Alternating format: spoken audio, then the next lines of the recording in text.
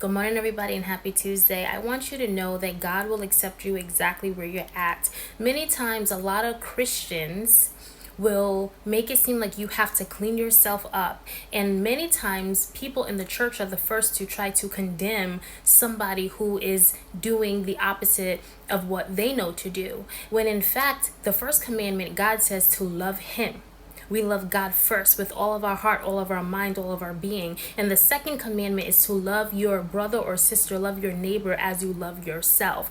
The problem is, the reason why many Christians can't love others is because they truly don't love themselves, and then they're not obeying the first commandment, which is to love the Lord their God.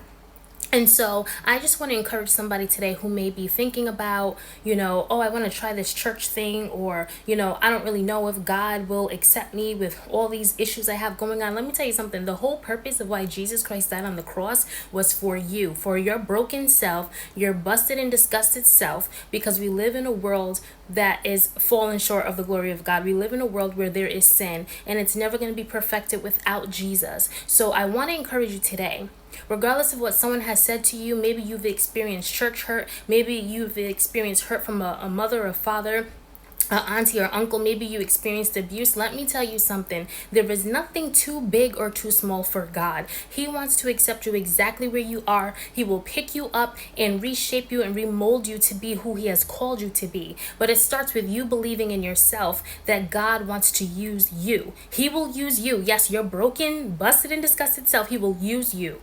So don't allow sin to be bigger than the grace of God, because God's grace outweighs anything that you think that God can't handle. May this word bless you today.